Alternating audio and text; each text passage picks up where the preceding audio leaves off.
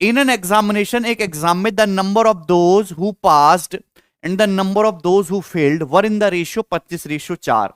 एक एग्जाम में स्टूडेंट जो पास हुए, जो फेल हुए, उनका रेशियो 25:4 है। अगर 3 स्टूडेंट और अपियर होते and number of those who failed was 3 less than the earlier, और जितने स्टूडेंट पहले फेल हुए उससे 3 कम फेल होते, तो पास से फेल का रेशियो 21:3 आता। ठीक है, टोटल नंबर ऑफ स्टूडेंट्स बताइए इनिशियली जो एग्जाम में अपियर हुए हैं। बहुत ही बेसिक सवाल है। Initially total number of student exam में अपियर हुए 25 पास 4 फेल, यानी कि 29 है टोटल। आंसर 29 का मल्टीपल आना चाहिए मेरे दोस्तों। ये नहीं है, ये नहीं है, ये भी नहीं है, ये है 29। ये निम्मा जाएगा मेरे दोस्तों। 30 निम्मा 270 से 9 कम है ना। केवल एक ही ऑप्शन 29 का मल्टीपल था, ऑप्शन नंबर डी, और ये आपका करेक्ट आंसर हो जाएगा। बात समझ में आई? अगर पेपर में ऐसा सवाल आता है, हालांकि इस सवाल क्रॉस मल्टीप्लिकेशन मेथड का है, तो आप उसको इस तरीके से मल्टीपल चेक करके करेंगे। ऐसे बहुत सारे सवाल आ रखे हैं, आप इसको सॉल्व भी कर सकते हो, ऐसी बात नहीं है। आपको देखिए, आपको इनिशियल रेशियो दे रखा है, उसमें चेंज दे रखा और आपको फाइनल रेशियो दे रखा है, तो इस सवाल किसका है? इस सवाल क्रॉस मल्टीप्लिकेशन मेथड का है। लेकिन आपको जिस डाटा में चेंज दे रखा है उसी में फोकस करेंगे। आपको टोटल कैंडिडेट और फेल कैंडिडेट में चेंज दे रखा है। आप बताइए, एक एग्जाम में स्टूडेंट बैठे जिसमें पास फेल 25:4 के रेशियो में, तो टोटल 29 है। 29 में से फेल कितना है मेरे दोस्तों? 4 पार्ट फेल हैं। आप बोलोगे जी सर, यदि 3 स्टूडेंट और अपियर होते और 3 स्टूडेंट कम फेल होते पहले से, तो भैया पास से फेल का रेशियो 21:3 होता, यानी कि टोटल 24 में से फेल कितने होते? 3 पार्ट, यानी कि 8:1। ये रेशियो टोटल से फेल का फाइनल 8:1 हो जाता है। तो ऐसे मल्टीप्लाई, 29 से कम 29, 8 चौक 32, डिफरेंस कितना आ गया मेरे दोस्तों? 3। डिफरेंस 3 आ गया। 3 की वैल्यू कितनी है मेरे दोस्तों? 24, और 3 27 हो जाएगा ये। ठीक है ना, साइन प्लस माइनस का है ना, तो ऐड हो जाएगा क्रॉस मल्टीप्लाई होके। ठीक है भाई, आप बोलोगे सर 3 की वैल्यू 27, 1 की वैल्यू 9, तो इनिशियल टोटल कैंडिडेट हो जाएंगे 29 इंटू 9, यानी कि 261 इनिशियल कैंडिडेट थे।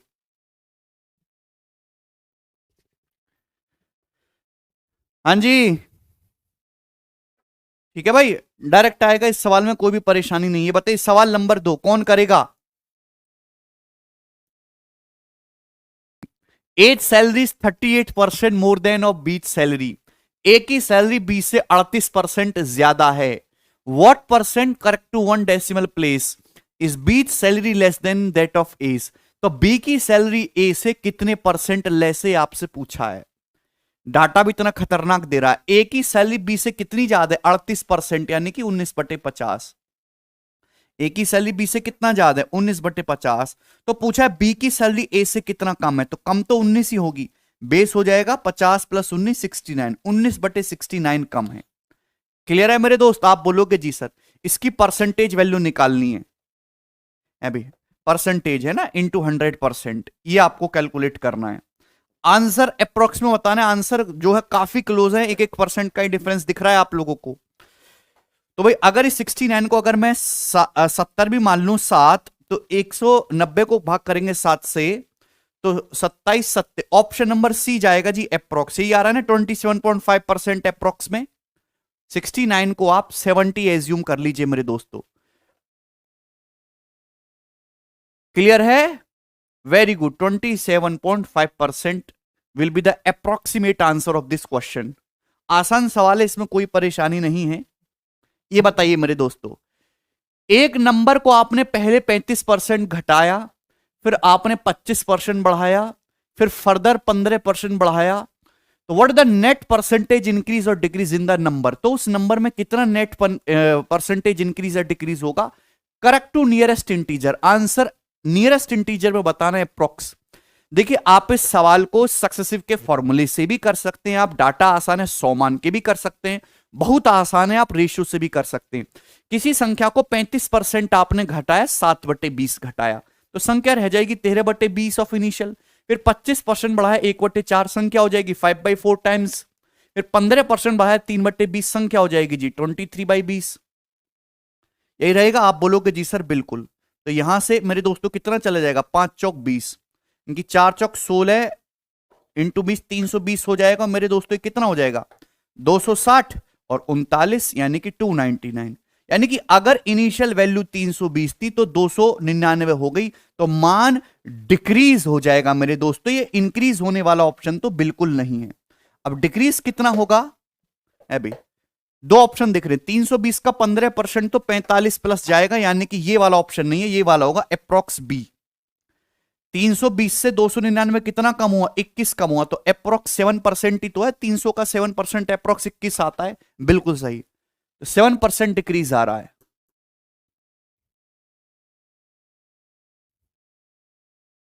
ठीक है भाई, चलिए आगे चलते, अगले प्रश्न की कार्रवाई करेंगे हम। ये बताइए मेरे दोस्तों, the ratio of income of A and B is 2:3। सवाल में बोला है कि ए और बी की इनकम का रेशियो 2:3 है और उनके खर्चों का रेशियो 5:7 है। 7 times of income of A is 6 times the expenditure of B. Okay भैया, दो बंदे मेरे दोस्तों ए और बी, सवाल में साफ साफ बोला गया कि इनकी इनकम का जो रेशियो वो 2:3 है, ये इनकम का रेशियो है। आप बोलोगे जी सर बिल्कुल सही। और ये बोला गया 7 times the income of A is equal to 6 times the expenditure of B. A की इनकम का 7 गुना बी के खर्चे के 6 गुने के बराबर है, यानी कि रेशियो रिवर्स होना चाहिए। ए की इनकम भाई, ए की इनकम का 7 गुना बी के खर्चे के 6 गुने के बराबर है, तो रेशियो रिवर्स होना चाहिए। अभी ए की इनकम और बी के खर्चे का रेशियो 6:7 हो जाएगा। आप बोलोगे जी सर, ठीक है ना। तो अगर मैं इसको 6 से गुणा कर लूं तो बात आसान हो जाएगी, 6 दूनी 12, 6 तिया 18। ठीक है भाई, तो इसका 7 गुना करेंगे, 12 सत्ते 84, तो इसका कितने गुना करना होगा मेरे दोस्तों, इक्वल करने के लिए यहां पे 12 सत्ते 84 और ये 6 हो जाएगा 14। ठीक है ना, इसकी हो जाएगी भाई खर्चा 14। देखो ना आप ध्यान से, ये बिल्कुल बहुत ही इंपॉर्टेंट लैंग्वेज है मेरे दोस्तों कि ए की इनकम का 7 गुना करेंगे 12 सत्ते 84 और बी के खर्चे का 6 गुना करेंगे 14 छिंग 84, बिल्कुल सेम हो गया। अब सवाल में क्या बोला है वो कि आपको क्वेश्चन में सेविंग्स का रेशियो निकालना है, तो इनकम और एक्सपेंडिचर के रेशियो को घटाना पड़ेगा। उसके लिए इनकम एक्सपेंडिचर को रिलेट करना होगा आपस में। सवाल में यह दे रखा है आगे कि उनके एक्सपेंडिचर का रेशियो 5:7, एक्सपेंडिचर का रेशियो 5:7 है ए और बी का, यानी कि 7 किलो 14 तो 5 किलो 10 हो जाएगी मेरे दोस्तों। ये एक्सपेंडिचर का रेशियो आ गया, बात समझे। तो सेविंग्स का रेशियो पूछा, तो इनकम में से एक्सपेंडिचर घटाएंगे, इसका जो है 2 और इसकी 4, तो सेविंग 2:4, यानी कि 1:2 के रेशियो में है। समझ में आया बेटा, लाइक कर देंगे एक बार। ये जो है रेशियो को रिवर्स कैसे करेंगे, 7 ए की इनकम का 7 गुना बी के खर्चे के 6 गुने के बराबर है, तो 6 इधर जाएगा 7 इधर जाएगा। भाई इधर तो 6 था नहीं, तो इसलिए मैंने 6 से गुणा कर दी पूरे रेशियो को, जिससे कि कैलकुलेशन इजी रहे। चलिए आगे चलेंगे, अगला सवाल ये बताइए, सवाल नंबर 5। हाँ जी, कौन करेगा। अगर आपको समझ में आ रहा है, पसंद आ रहा है, तो आप एक बार वीडियो को लाइक कर सकते हैं। If x plus 10% of 300 is 57.5% more than x% of 250, जो if then 15% of x is what percent less than 20% of x plus 13। देख रहे हैं सवाल का लेवल, ये एसएससी बेस के पेपर में आया हुआ सवाल है। ये सवाल तब तक सॉल्व नहीं होगा जब तक आप x की कीमत ना निकाल लो। तो आप कहेंगे सर एक्स की कीमत कुछ भी नहीं, केवल 2 रुपए, लेकिन यहां एक्स की कीमत कुछ और है।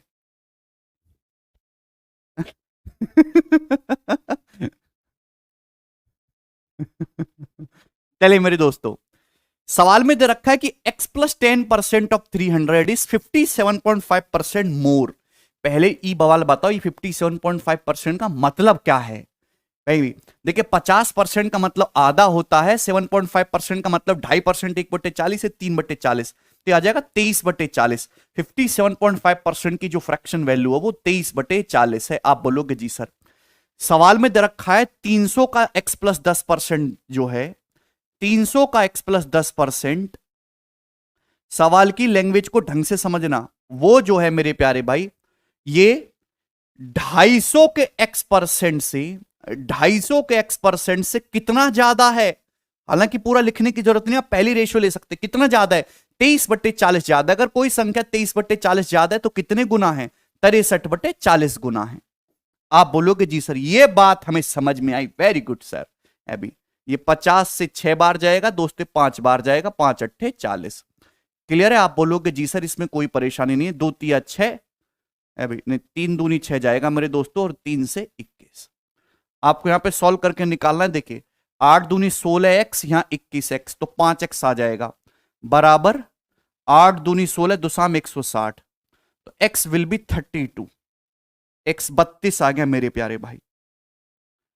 क्लियर? आप बोलोगे जी सर तो सिंप्लीफाई करके x का मान 32 आया, ठीक किया ना मैंने, 21x माइनस 16, 5x बराबर 160, x 32 आ गया। आप यहां पे इतना ना लिख के डायरेक्ट यहां पर रेशियो ले लो भाई, ये वाली जो संख्या इससे ज्यादा बेस वैल्यू है, तो आप यहीं पे ले लिया करेंगे 300 और 250 कहीं पे काट लो, 6/5 हो जाएगा मेरे दोस्तों। तो x प्लस 10 का 6 गुना, अभी मेरे प्यारे भाई, और x का 5 गुना है, कितना एक्स्ट्रा है मेरे प्यारे भाई, 23/40 एक्स्ट्रा है। 23/40 एक्स्ट्रा करने का 63/40। आप यहां से इजीली सिंप्लीफाई कर सकते हैं इस चीज को, ठीक है। x की वैल्यू 32 आएगी। चलो ये तो हमने निकाल लिया, पर इससे कुछ फायदा थोड़ा ना हुआ, सवाल तो इसके आगे जाके पूछा है ना एग्जामिनर ने। क्या पूछा है? 15% of x is what percent less than 20% of x plus 13, ये बेस वैल्यू है। अभी 20% ऑफ एक्स प्लस 13, 32 प्लस 13 45, 45 का 20% कितना होता है? 9। क्लियर है? 9 से 15% ऑफ एक्स, 15% ऑफ एक्स करेंगे, 32 का 15% निकालना है आपको, 32 का 15% निकालना है, 3/20 कितना कम है, ये रेशियो लेना है मेरे प्यारे भाई। इधर इनिशियल वैल्यू रखते हैं, उधर फाइनल वैल्यू रखते हैं। अभी x प्लस 13 के 20% से x का 15% कितना प्रतिशत कम है। मैं हर जगह रेशियो लगाता हूं, I love ratio so much. 3 तिया 9 अभी, और ये किससे जाएगा? 4 से, 4 अट्ठे 32 और 4 पंजे 20, यानी कि 15/8, 15/8 हो गया प्यारे दोस्त। आप बोलोगे जी सर बताओ 15 से 8 कितना कम है, तो आपका जवाब होगा सर 7/15 कम है। 1/15 6.66%, ये फ्रैक्शन में दे रखा है तो 6 सही 2/3%, 7/15 46:2/3% कम है।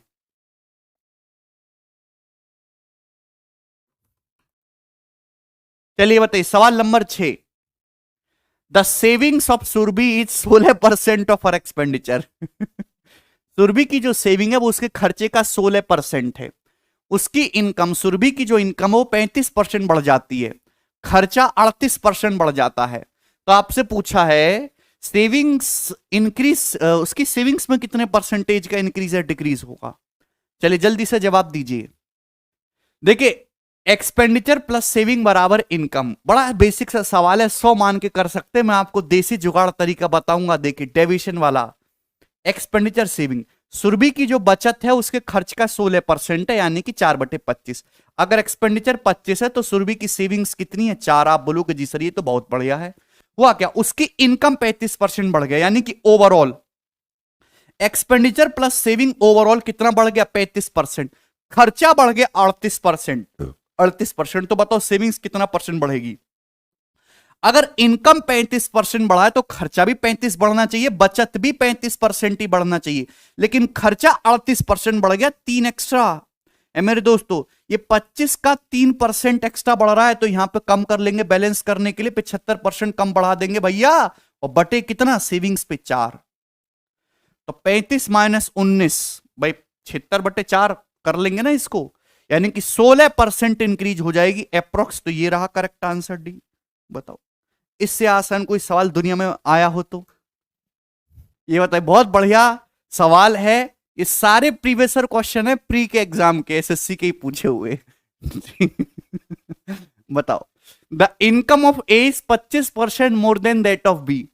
ए की इनकम बी से 25% ज्यादा है, बी की इनकम सी से 20% ज्यादा है, और डी की जो इनकम है वो बी और सी की कंबाइंड इनकम का 60% है।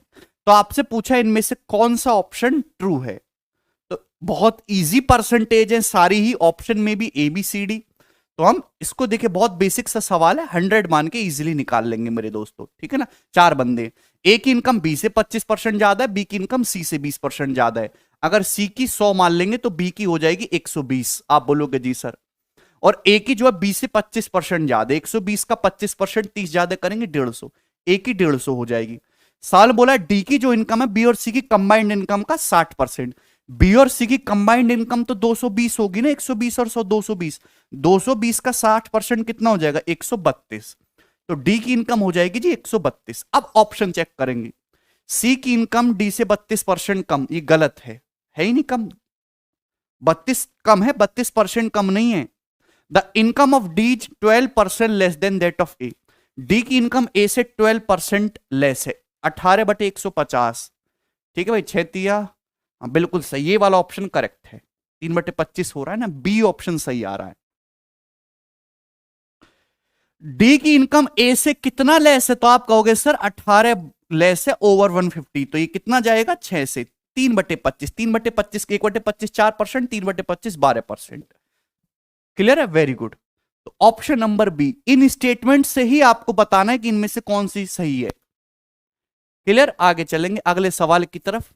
सवाल आपके सामने आएगा दोस्तों, अटैक करेंगे 8 नंबर। ये बताइएगा जी इस क्वेश्चन का क्या आंसर है। बहुत ही सुंदर सुशील सवाल है जी, करिए।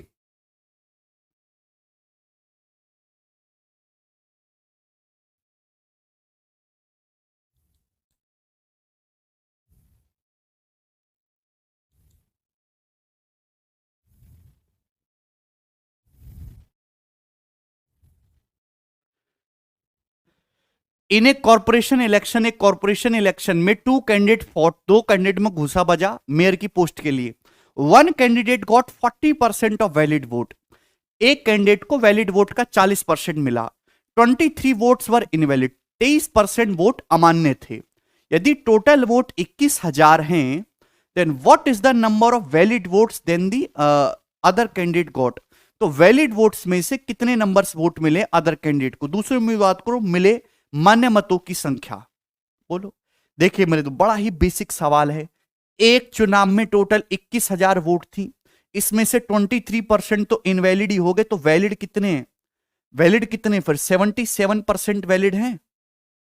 आप बोलोगे जी सर इतने परसेंट वैलिड है, इस वैलिड वोट में से भी 40% एक उम्मीदवार को मिल गए, तो दूसरे को कितना मिले होंगे, वैलिड वोट का 60% मिले होंगे कि नहीं मिले होंगे। आप बोलोगे जी सर कोई भी परेशानी नहीं है, परसेंटेज से 2 जीरो खत्म होती है मेरे दोस्तों, तो 2% और ये 4 जीरो है भाई, यानी कि आंसर जो आएगा 1,742, 2 यूनिट जिटाना चाहिए, तो ये ऑप्शन करेक्ट हो जाएगा, ए ऑप्शन। क्या यही सही है?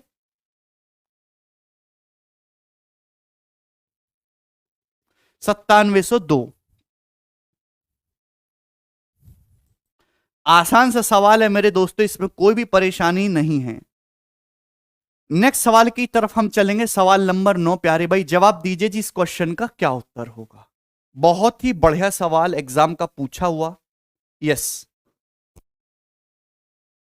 A certain number of student from school X appeared in an examination and 20% student failed. School X से कुछ बच्चों ने पेपर दिया, उसमें से 20% फेल हो गए। From school Y 130% more student than that from school X appeared in the same examination. School Y में स्कूल एक्स से 130% ज्यादा स्टूडेंट अपीयर हुए सेम एग्जाम में। 90% of total student appeared from both the school pass, दोनों school में जो हिस्सा लेने वाले स्टूडेंट है उसमें 90% पास हुए हैं। और the percentage of student from school Y who failed, तो अब बताइए स्कूल वाई से कितने परसेंट स्टूडेंट फेल हुए, correct to 1 decimal place, approx में आपको आंसर बताना है। तो this is a very easy question, school X Y अलग अलग दे रखा है, ठीक है मेरे दोस्तों। देखिए ये स्कूल एक्स है, स्कूल वाई है, सवाल में साफ साफ दे रखा है कि स्कूल वाई में स्कूल एक्स से 130% ज्यादा स्टूडेंट अपीयर हुए, यानी कि स्कूल एक्स में 10 स्टूडेंट दिए हैं पेपर, तो स्कूल वाई में 13 ज्यादा है, 23 स्टूडेंट्स ने पेपर दिया है, 10:13। ये नंबर ऑफ स्टूडेंट का रेशियो है जिन्होंने एग्जाम दिया है, ठीक है भाई। आप बोलोगे जी सर आपसे पूछा स्कूल वाई में कितने परसेंट जो है फेल हुए मेरे दोस्तों, ठीक है, तो आप फेल कैंडिडेट पे फोकस करिए।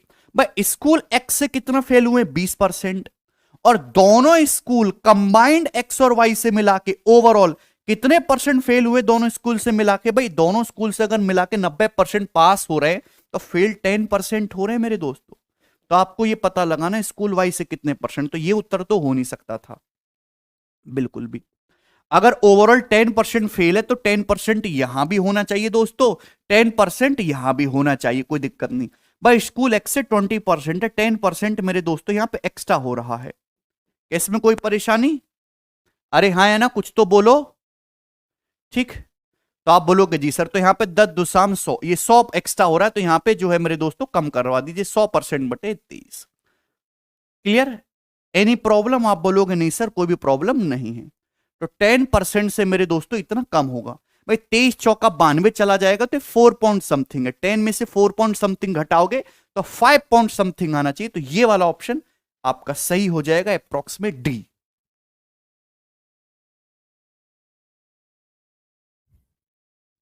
चलिए नेक्स्ट क्वेश्चन की तरफ हम लोग चलेंगे। सवाल नंबर होगा आपके सामने 10। ये बताइए जी इस क्वेश्चन का क्या आंसर है?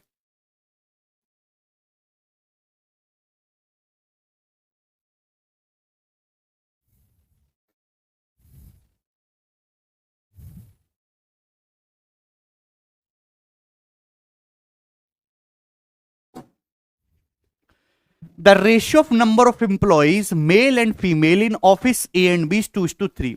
देखिए दो ऑफिस हैं ए और बी, ए और बी, इनमें मेल और in the ratio of number of employee male and female in office A and B 2:3।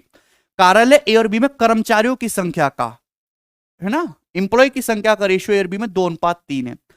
ए और बी की महिला कर्मचारियों का अनुपात 1:2 है। ए और बी की जो फीमेल है, देखिए पहले मेल लिखूंगा बाद में फीमेल लिखूंगा, ओके, इस सवाल में मुझे साफ साफ दिखाई दे रहा है कि मेल फीमेल पे अलग अलग काम करना है, तो टोटल कर्मचारियों का रेशियो तो ए और बी ऑफिस में 2:3 दे रखा है, और फीमेल कर्मचारियों का रेशियो ए और बी में 1:2 दे रखा है फीमेल का। आप बोलोगे जी सर बिल्कुल सही, ओके। साल में दे रखा है एक ही महिला कर्मचारियों का एक एक कुल कर्मचारियों से अनुपात 1:3 है। मतलब क्या हुआ इस बात का? मतलब क्या हुआ कि एक ही जो महिला कर्मचारी हैं उसका एक एक कुल कर्मचारियों से अनुपात 1:3, यानी कि ए में अगर टोटल 3 कर्मचारी हैं, अगर ए में 3 कर्मचारी तो उसमें से महिला एक है। आप बोलोगे जी सर, तो यानी कि उसमें मेरे दोस्तों मेल कितने होंगे फिर? 2। ठीक, साल में दे रखा है ए और बी की जो है महिला कर्मचारियों का रेशियो 1:2, ये हो गया मेरे दोस्तों 1:2। अच्छा मेरे दोस्तों अब ध्यान से सुनिएगा, सब ए और बी की फीमेल कर्मचारियों का रेशियो 1:2, कोई प्रॉब्लम नहीं। साल में दे रखा है कि ऑफिस ए और बी में इंप्लॉय का रेशियो 2:3 है, तो इंप्लॉय का रेशियो 2:3 होना चाहिए दोस्तों, ध्यान सुनिएगा। यहां टोटल इंप्लॉय हो रहे हैं 3, तो यहां पे 2 का मल्टीपल बनाने के लिए 2 से गुणा कर देते भैया, ये 4 हो जाएगा, ये 2 हो जाएगा मेरे दोस्तों। ध्यान समझिएगा, अगर ये 2 हो गया तो यहां कितने हो जाएंगे? 4। अभी फीमेल का रेशियो 1:2 बोलो चाहे 2:4 बोलो, बात तो एक ही है। अगर 2 की वैल्यू टोटल 6 इंप्लॉय हो गई तो 3 की वैल्यू हो जाएगी 9 इंप्लॉय की, यानी कि यहां पे 5 मेल होंगे। ऑफिस बी में कितने मेल होंगे मेरे दोस्तों? 5 मेल होंगे। अभी 6:9 बोलो तभी तो 2:3 आएगा। तो आपसे पूछा ए और बी में मेल कर्मचारी का रेशियो, तो ए और बी में मेल कर्मचारी का रेशियो 4:5 आया है, ये करेक्ट ऑप्शन होगा ए। बहुत शानदार सवाल पूछा गया एसएससी में, बहुत शानदार सवाल। कैट के पेपर में इवन इससे आसान सवाल आ रहे हैं, ठीक है। ये मैंने सीधा सीधा रेशियो में करा मेरे दोस्तों। आप यहां पे डिनोमिनेटर का एलसीएम मान के भी सवाल कर सकते, कोई परेशानी नहीं कि एलसीएम भाई यहां 5 आ रहा है, टोटल 3 है 4 है, तो 5 से 15 चौका 60, टोटल इंप्लॉय 60 मान के भी सवाल कर सकते हो, लेकिन इस तरीके से भी कोई बुराई नहीं है करने के लिए, ठीक है। आगे चलेंगे अगला। एक ही सवाल को सोचने के कई सारे तरीके हैं। 11 नंबर, ये बताइएगा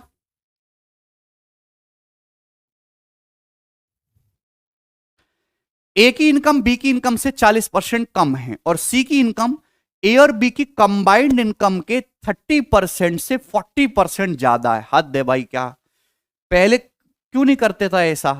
आपसे पूछा है सी की इनकम ए से कितने परसेंट ज्यादा है, तो 3 बंदों के बीच में रिश्ता बिठाना है दोस्तों, ए बी और सी के बीच में रिश्ता बिठाने में हम एक्सपर्ट हैं। ए की इनकम क्या बोल रखा है सवाल में? ए की इनकम मैं रेशियो लूंगा किससे? बी से 40% कम है, 40% की फ्रैक्शन वैल्यू 2/5। अगर बी की इनकम 5 है तो ए की इनकम कितनी है? 3। आप बोलोगे जी सर ये आपने अच्छा किया, ठीक है ना, ए की इनकम बी से 40% कम है, बी की अगर 5 है तो ए की 3 है। अब सवाल में बोल रखा है कि सी की जो इनकम है वो ए और बी की कंबाइंड इनकम, ए और बी की कंबाइंड इनकम कितना हुआ मेरे दोस्तों? 8। ए और बी की कंबाइंड इनकम 8 के 30% से 30% 3/10 40% ज्यादा है। 40% ज्यादा का मतलब 2/5 ज्यादा करेंगे 7/5। ये आ जाएगी मेरे दोस्तों किसकी इनकम? ये आ जाएगी सी की इनकम। तो पूछा है सी की इनकम ए से कितने परसेंट ज्यादा है, तो आपको अब बी की कोई जरूरत नहीं, सी और ए की इनकम का रेशियो ले लो मेरे दोस्तों, कैंसल आउट हो जाएगा। आप बोलोगे जी सर ये बहुत अच्छा हुआ, ये 2 से 2 चौक 8, 2 पंजे 10, अभी 5 पच्चे 25 इधर पहुंच जाएगा, 25:21। ये क्या आ गया? ये ए और सी की इनकम का रेशियो आ गया। तो सी की इनकम कितना कम है ए से? 4/25 कम है। ठीक है भाई, तो दिख नहीं रहा 16%। अच्छा कम नहीं है, ये तो 28 है भाई, 7 चौक 28 हो गया दोस्त। तो सी की इनकम ए से कितना ज्यादा है? 3/25 ज्यादा हो रही है। 1/25 4%, 3/25 12%, यही वाला सही है। ठीक है भाई, सी की इनकम इससे कितना ज्यादा है। तो जब भी आपको ऐसे निकालना हो इससे कितना कम है कितना ज्यादा है, तो आप ना रेशियो में लिखा करो। जो भी जिसके बारे में इंफॉर्मेशन निकालनी उसका वापस से रेशियो ले, सिंपल हो जाएंगी चीजें। 25:28 होगा तो सी ए से कितना ज्यादा होगा? 3/25, दैट मीन्स 12%। चलिए आगे चलेंगे दोस्त, अगले सवाल की तरफ हम लोग जाएंगे। सवाल नंबर कौन सा आएगा जी अब? 12 नंबर, ये बताइएगा।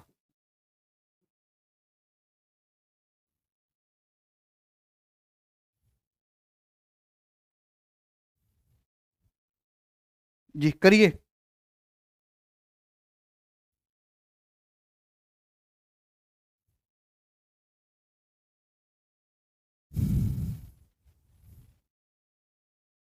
चलिए, a worker has an increase of 12.5%, 12.5% in wages rate per hour, but there is a drop of 10% in the number of hours worked by week.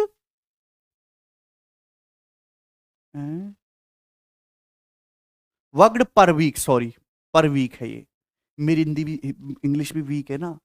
If her original weekly wages for a week of 40 hours is 38,400, अगर original weekly ये दे रखा है, then the percentage increase in a total weekly wages, तो percentage increase कितना होगा उसके total weekly wages में? देखिए बहुत आसान सा सवाल है। आप बताओ टोटल वीकली वेजेस, साप्ताहिक वेतन, कुल साप्ताहिक वेतन कैसे निकालेंगे मेरे दोस्तों?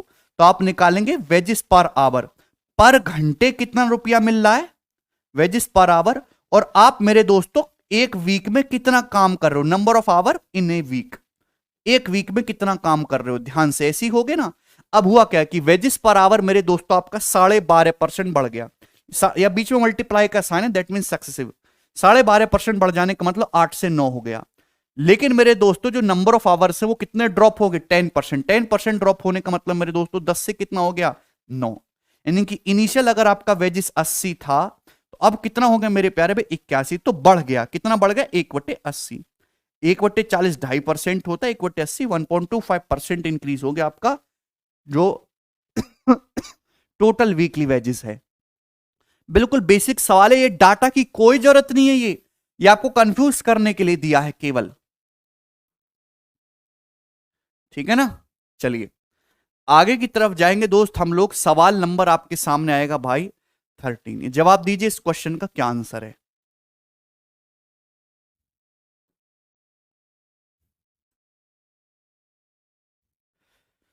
हाँ Subhash Sharma, A sum of 46,800 is divided among A, B, C, D in such a way the ratio of combined share of A and D to combined share of B and C is 8:5।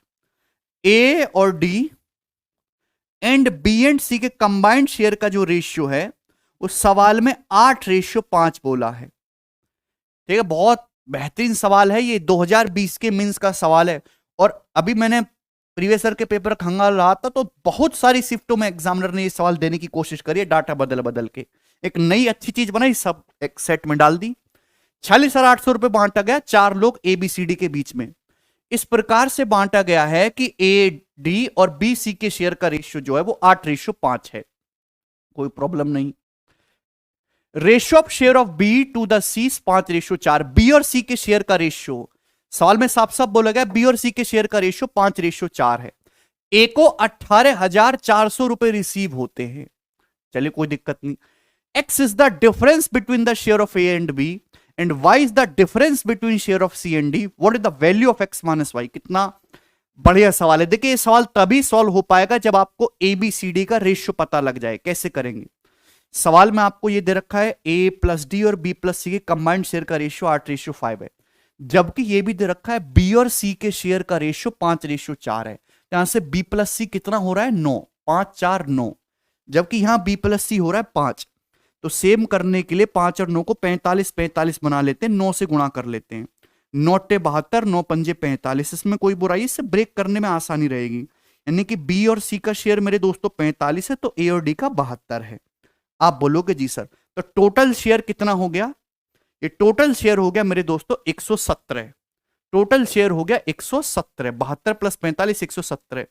सवाल में मेरे दोस्तों 117 की value 46,800 रुपए दे रखी है। तो कोई मुझे बताएगा कितने गुना है? तो एक की वैल्यू मेरे दोस्तों 400 रुपए, एक यूनिट की वैल्यू 400 रुपए आ गई। आप बोलोगे जी सर 1 यूनिट 400 रुपए। मैं रुपए में कैलकुलेशन नहीं करूंगा, आप यूनिट में। सवाल में बोला ए को 18,400 रुपए मिले। अगर 400 रुपए एक यूनिट के बराबर है तो 18,400 रुपए कितने के बराबर है मेरे दोस्तों? डिवाइड करेंगे तो 4 6 24, नहीं 4 चौक 16। ठीक है मेरे दोस्तों, 4 6 24। ए को मिला 46 यूनिट, ए को 46 यूनिट मिला है, ए और डी को 72। अगर ए को 46 मिला है तो फिर डी को कितना मिला होगा मेरे दोस्तों? 26। बात समझ में आई? 46 प्लस 26 72 हो गया। आप बोलोगे जी सर बिल्कुल सही। ए का शेयर 46 है तो डी का 26 है। बी और सी के शेयर का सम 45 है और बी और सी के शेयर का रेशियो 5:4 है। देखो ब्रेक करने में आसानी रहेगी। 9 की वैल्यू 45 है, अगर 9 की वैल्यू 45 है 5 गुना, तो 5 की वैल्यू 25, 4 की वैल्यू 20, 25 20। ये चारों के शेयर का रेशियो आ गया ए बी सी डी का। ए का 46, बी का 25, सी का 20, डी का 26। सवाल में आपसे बोला है यदि एक्स डिफरेंस है ए बी के शेयर का, ए बी के शेयर का डिफरेंस कितना? एक्स। ये कितना हो गया मेरे दोस्तों? डिफरेंस 21। और सी डी के शेयर का डिफरेंस है वाई, सी डी के शेयर का डिफरेंस कितना हो गया मेरे दोस्तों? 6। ये 6। तो आपसे पूछा एक्स और वाई का डिफरेंस। इन एक्स और वाई का डिफरेंस 21 और 6 का भी डिफरेंस पूछा, यानी कि 15 की वैल्यू आपसे पूछी है 15 की। आप बोलोगे जी सर अगर एक की वैल्यू 400 रुपए तो 15 की वैल्यू आ जाएगी 15 चौका 60, 6,000 रुपए। 6,000 रुपीज इस क्वेश्चन का आंसर था। Option number D.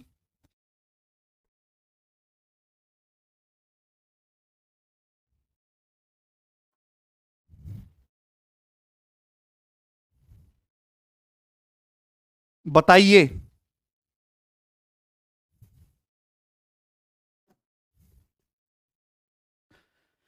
किसी स्टूडेंट को इसमें कोई डाउट समस्या आई हो? बहुत ही मजेदार सवाल है, काफी ज्यादा तामझाम इसमें लगा रखा है एग्जामिनर ने।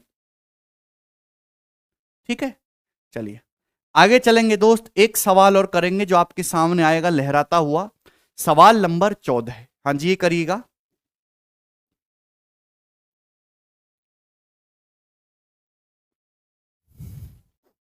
ये भी 2020 के मेंस का ही सवाल है मेरे दोस्तों। ए अपनी इनकम का 35% बचत कर रहा है। यदि उसकी इनकम 20.1% बढ़ जाती है, खर्चा 20% बढ़ जाता है, तो उसकी सेविंग्स कितने परसेंट बढ़ जाएगी या कम हो जाएगी? करेक्ट टू 1 डेसिमल प्लेस बताना है। देखिए मेरे दोस्तों सवाल कुछ है ही नहीं। ये रहा एक्सपेंडिचर, ये रहा सेविंग्स। सवाल में दे रखा है ए अपनी इनकम का 35% सेव कर रहा है। 35% का मतलब 7/20 सेव कर रहा है। अगर इनकम 20 है तो 7 बचत कर रहा है सेविंग्स, तो खर्चा कितना कर रहा है? 13। ये रेशियो होगा एक्सपेंडिचर सेविंग्स का। अब हुआ क्या? इनकम जो है एक्सपेंडिचर प्लस सेविंग्स, यानी कि इनकम 20.1% बढ़ गई, खर्चा 20% बढ़ गया मेरे दोस्तों। तो आप बताइए सेविंग्स में कितने परसेंटेज चेंज आएगा? तो भाई अगर ओवरऑल 20.1% बढ़ा है तो ये भी 20.1 बढ़ना चाहिए, ये भी 20.1% बढ़ना चाहिए मेरे दोस्तों। लेकिन ये 0.1% कम बढ़ा है मेरे प्यारे भाई, है ना। 1.3 कम बढ़ा है मेरे दोस्तों, तो यहां एक्स्ट्रा कर देंगे 1.3% बाई 7, 0.2 बार चला जाएगा अप्रोक्स, यानी कि 20.3% का इंक्रीज हो जाएगा। ये ऑप्शन करेक्ट है जी, बी। खैर डिक्रीज होने का तो यहां पे कोई सीन ही नहीं था, ये वाले ऑप्शन तो आप देखते ही हटा देते, ए और सी। डिक्रीज होने का तो कोई मतलब ही नहीं है, क्योंकि एक्सपेंडिचर 20% बढ़ रहा है लेकिन इनकम 20.1% बढ़ रही है, तो सेविंग्स की जो भी वैल्यू आएगी वो 20.1% से ज्यादा इंक्रीज होना चाहिए था। ठीक, चलिए अगले प्रश्न की तरफ हम चलेंगे। सवाल नंबर 15, ये बताइएगा।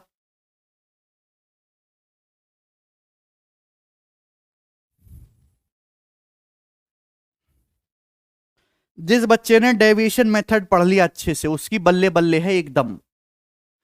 Income of A's 80% of B's income, खर्चा ऑफ एज 60% ऑफ बीज खर्चा। If income of A's 90% of B's expenditure, A की जो इनकम है वो बी के खर्चे का 90% है, तो आपसे पूछा ए की सेविंग्स बी की सेविंग्स से कितने परसेंट ज्यादा है। ओके, ओके, देखिए ये सवाल आजकल इतना फैशन में है, मैं क्या ही बताऊं। सेविंग्स कैसे निकलेगा, अगर आप इनकम में से एक्सपेंडिचर घटा दें तो सेविंग्स बचेगी कि नहीं। अलग अलग रेशियो बनाएंगे लेकिन रेशियो को रिलेट करके लिखना है। ए की इनकम जो है वो बी की इनकम का 80% है, 80% का 4/5। अगर बी की इनकम 5 है, बी की इनकम अगर 5 है तो ए की इनकम कितनी है मेरे दोस्तों, 4। अब ऐसा मत करना ये ए बी की इनकम का रेशियो आ गया, अब खर्चे का रेशियो बना दो फिर घटा लो, ऐसे नहीं घटेगा। सेकेंड लाइन को तो छेड़ना ही नहीं है, ये देखना है, तभी रिलेट होंगे दोनों रेशियो। ए की इनकम बी के खर्चे के 90% के बराबर है। Income of A is 90% of B's खर्चा। ठीक है, 90% का मतलब होता है 9/10। अगर बी का खर्चा 10 है तो भैया ए की इनकम 9 होनी चाहिए, ये तो 4 है, तो 9 का मल्टीपल बनाना होगा, 9 चौक 36 और 9 पंजे 45। अभी अगर 9 की वैल्यू 36 कर दी तो मेरे दोस्तों ये 4 गुना ये 40 हो जाएगा। बी का खर्चा 40 है, 40 का 90% करोगे तो ए की इनकम आ जाएगी ना 36। अब सही है। अब हम सेकंड लाइन पे जाएंगे कि ए का जो एक्सपेंडिचर है बी का 60% है। बी का खर्चा 40 है, 40 का 60% कितना होता है, 24। तो इस हिसाब से ए का जो खर्चा है वो 24 हो जाएगा। तो सेविंग्स का रेशियो क्या आएगा, 36 माइनस 24 12 है, और 45 माइनस 40 ये 5। तो ये ए और बी की सेविंग्स का रेशियो आ गया 12:5। अगर सवाल में ए और बी की बचत का अनुपात पूछा होता तो 12:5 हो जाता। बहुत ही सरल सवाल है, लेकिन पूछा है बताओ ए की बचत बी की बचत से कितना परसेंट ज्यादा है, तो ए की कितनी ज्यादा है बी से, ए की बचत जो है वो कितनी ज्यादा है बी से, तो आपका जवाब होगा सर 7/5 ज्यादा है, यानी कि 140%, बी ऑप्शन।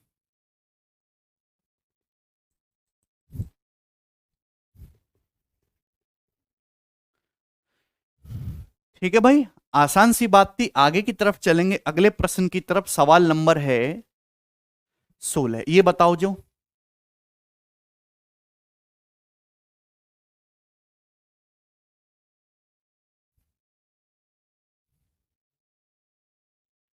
जल्दी बताओ।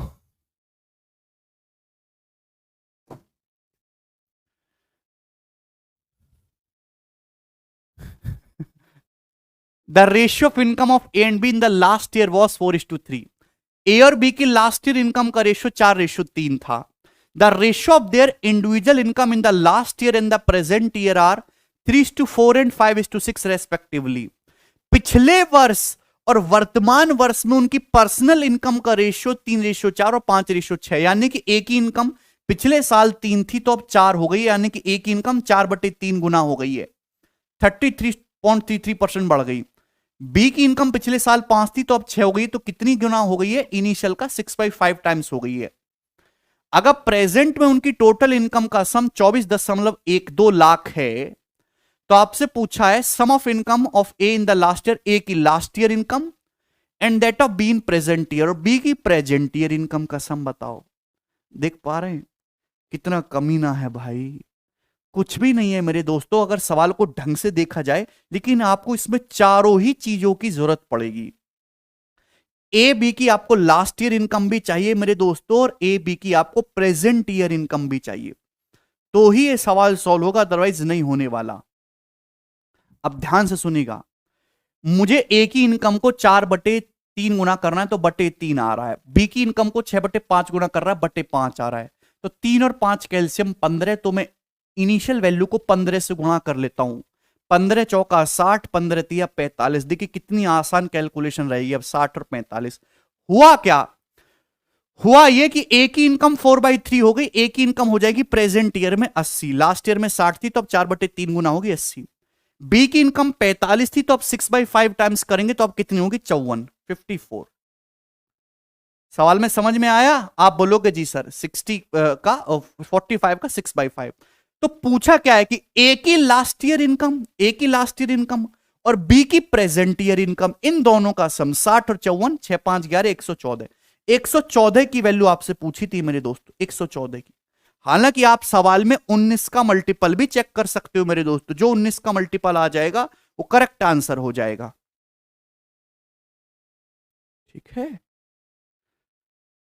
अब मेरे दोस्तों एक बात का जवाब दीजिए, सॉल्व भी कर लेते हैं कि total present year income 24.12 lakh दे रखी है। टोटल प्रेजेंट ईयर इनकम है कितनी, 80 + 54 134।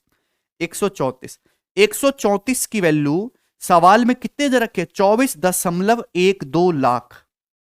तो ये जाएगा तो पूरा पूरा आंसर अप्रोक्स में है नहीं, तो 100 ये डेसिमल लगा हुआ तो 0.1 पॉइंट जाएगा मेरे दोस्तों। 134 से कम 134 बचेगा कितना, 66, लगभग 1000 के आसपास बचेगा। तो ये जाएगा तुम्हारा दोस्तों 8 टाइम्स। 8 चौक 32, तभी तो यूनिट डिजिट 2 मैच होगा। 8 चौक 32 मेरे दोस्तों, 4 तिया 12 तो काफी छोटा रहेगा, 8 टाइम्स जाएगा मेरे दोस्तों। क्लियर? आप बोलोगे जी सर, तो 114 की वैल्यू पूछिए मेरे प्यारे भाई, ये भी 0.18 टाइम्स हो जाएगा। ठीक है ना? तो 8 चौक 32 यूनिट डिजिट पे 2 आएगा, ये ऑप्शन सही होना चाहिए। 20.52 लाख यही आ रहा है। अरे क्लियर है? 2680 से 268 रुपए कम हो रहा है। ठीक है, बिल्कुल सही यही है। सभी स्टूडेंट्स को बात समझ में आ गई? तो बहुत ही प्यारा शानदार एक टेक्निकल क्वेश्चन था ये। ठीक, चलिए तो आज की क्लास में मैं इतना ही रखता हूं। ये परसेंटेज रेशियो के बहुत रिपीटेड क्वेश्चन आज के टाइम के हिसाब से आप इनको करिए, मैं इनकी पीडीएफ अपने टेलीग्राम चैनल पे डलवा दूंगा। चलिए।